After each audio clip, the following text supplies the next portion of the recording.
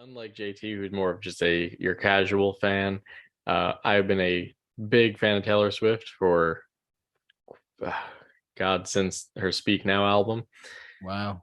years and years ago. That's really what got me into her. I knew the songs before that, obviously the radio hits, all this and that. I am done with this background now, or this filter. We're With having the way too much fun up mustache. here. Uh, anyway, yeah.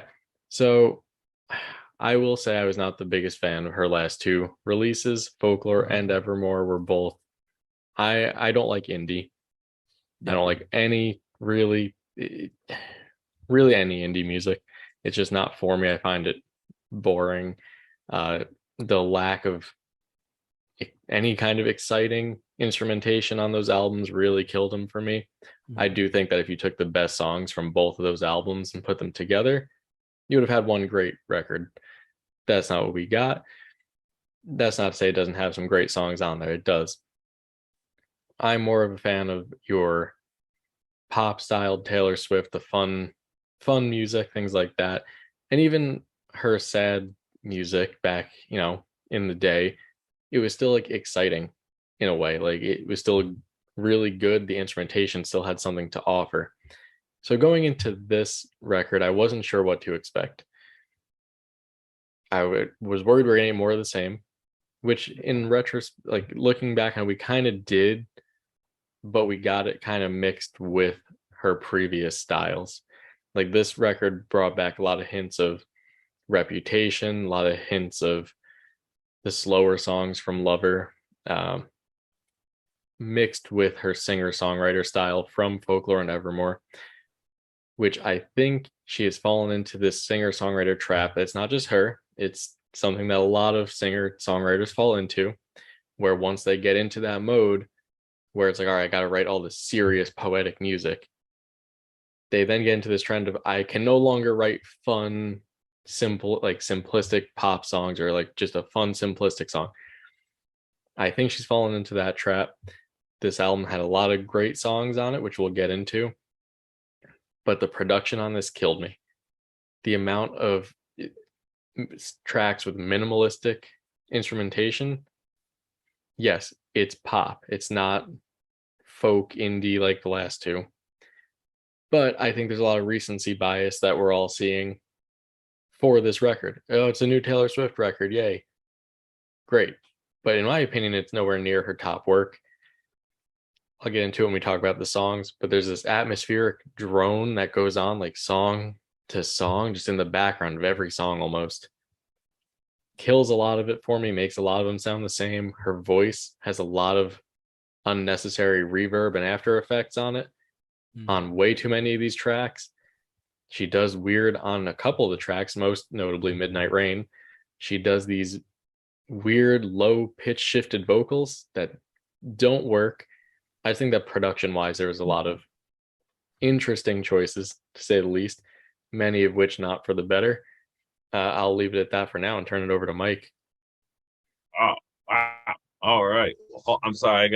It's a little hot in here. Got to take off my jacket here. My bad.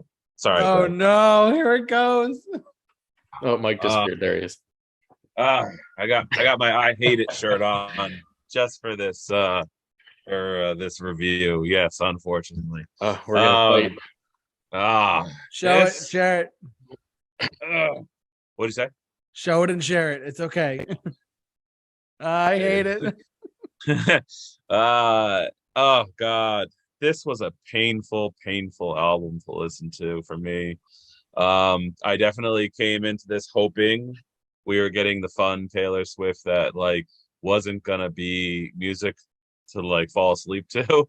And like essentially that's what this was. It was like literally I was reading about it and it was like, oh, these are the songs that describe sleepless nights. And I'm like, dude, I already have enough trouble staying awake for a lot of like some of the pop music's like, slow kind of like barely a beat in the background kind of things. And I'm like, okay, this is gonna be a killer for me. And this was tough. This was really tough. So coming into, I mean, I'm asking me about pop is like asking a mechanic to tell you about ballet. You know what I mean? Like it's like I have the least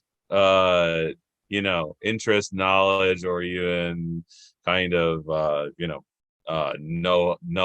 know-how of the genre. So yeah, so definitely this is gonna be a tough villain role for me today. And I'm sure all the Swifters, they're coming for me. They're Who coming would for have me, man. expected that? I know this is such a twist and turn of fate here. I mean, it's just yeah. So definitely came into this not expecting the almost anemic pace of every song. It was just at times I had to just like slap myself in the face just to keep myself awake. So yeah, it was tough. Well, Yes. Yeah. Expect a lot of thumbs downs for this video, JT. I apologize for that in advance. Oh no, We'll just believe edit me. out all of Mike's parts. Yeah. Edit it out in Don't- post. And from what Don't I worry. hear, the Taylor fan base is very brutal. I'm sure I'll be getting a brick through the window as we Oh, I'm speak. sure. Oh my Yeah. god. So Well, listen, just Mike, just want to know, I do cut up the show into career retrospective segments, okay. and I upload them to our channel separately. I will cut out your segments. Don't worry. And Thank post you. it separately. Put Mike's segments completely on its own. Yes. Exactly. Exactly. You know what? I might just put And Mike's segments up only. my name is Kyle. And My name is Cowl Owl. because he was a Simon cow, Cowell. whatever. Oh my. Simon Cowell.